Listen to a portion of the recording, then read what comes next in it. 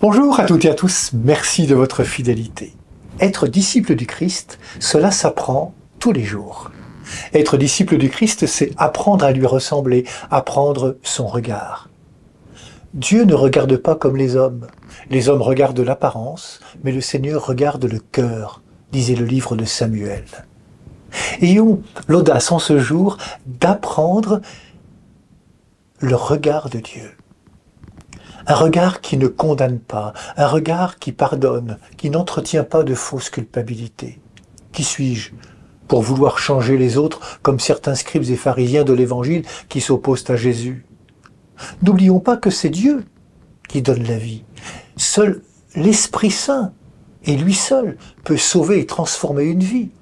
Je ne peux pas forcer le cœur des gens, je ne peux que témoigner.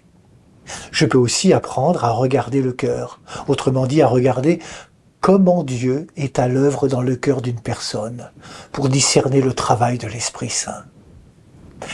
Le scribe, le pharisien, c'est chacun de nous, car l'orgueil fait partie de tout être humain.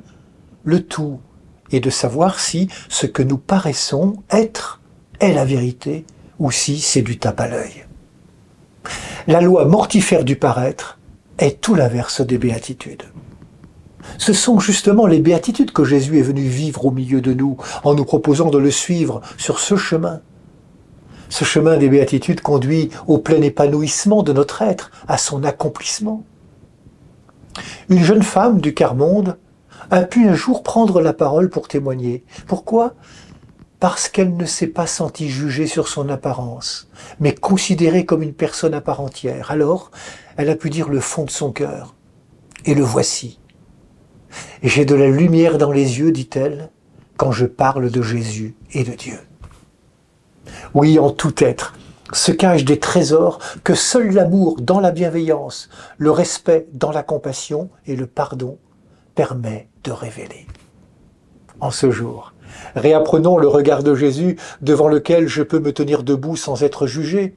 Lui seul peut faire tomber les plus dures carapaces et faire se craqueler les plus beaux vernis. Bonne journée à toutes et à tous, prenez bien soin de vous et des autres.